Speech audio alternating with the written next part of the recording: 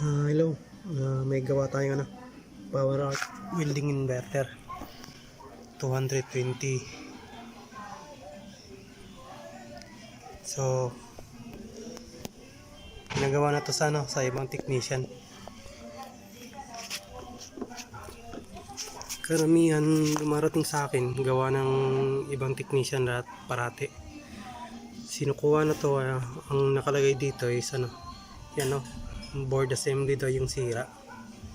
Siguro hindi mahanap yung sira kaya ginawa na lang ganun. Inano na lang, board assembly na lang para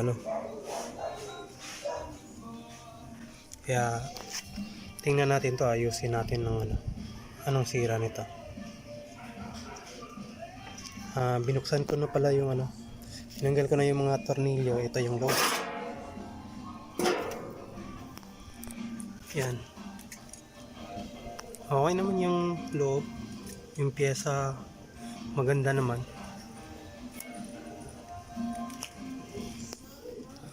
Bali 4 na IGBT tsaka yung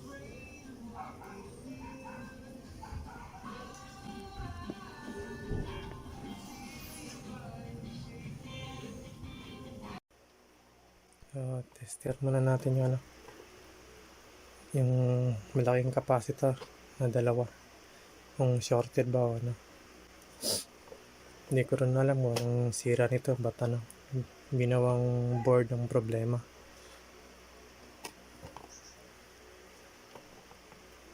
So yun, shorted yung diode.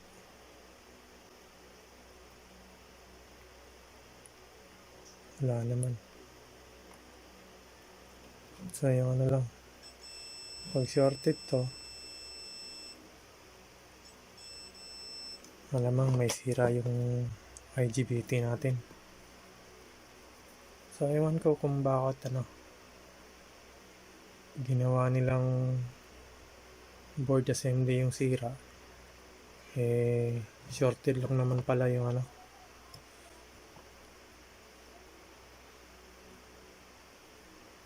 yung capacitor side papuntang IGBT. So malamang isa sa 4 na to may sira, o pwede ring mangyari yung 4 na to sira. Pero tinignan ko naman yung yung mga resistor dito, driver ng IGBT natin, wala naman pumutok na transistor mga resistor.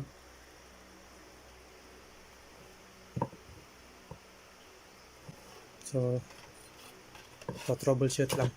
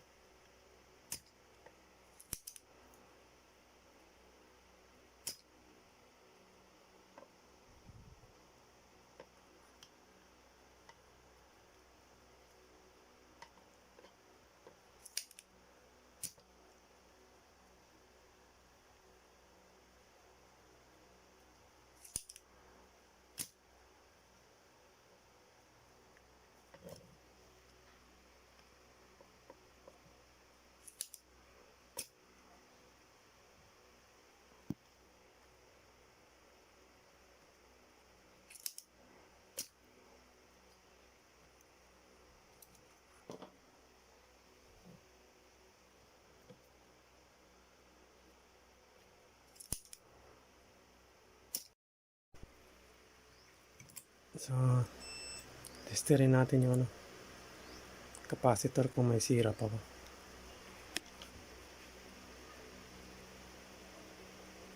Yun, wala na. So, isa dun sa 4 o baka yung 4 na IGBT may sira. So, wala na. Tapos na yung repair natin.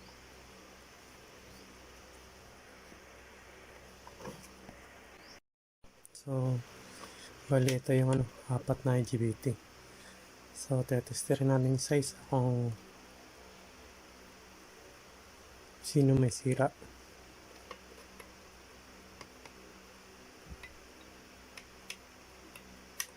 So, okay. Ito, sira.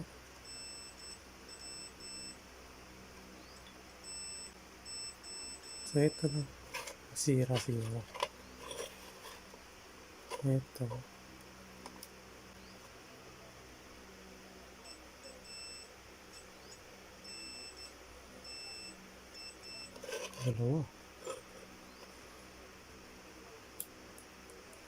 Dalawa na sira.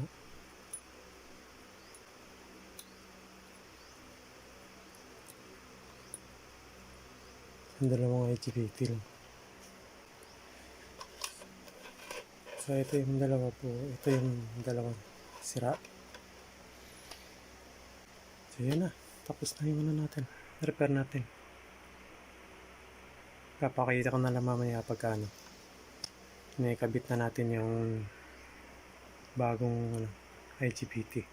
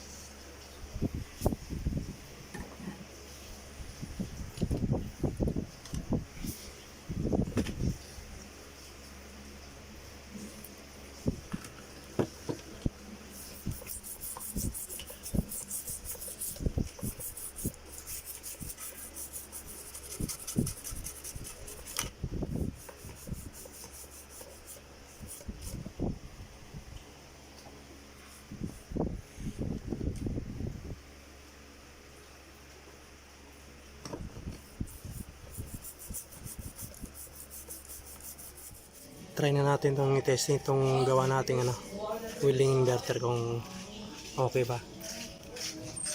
So on ko na.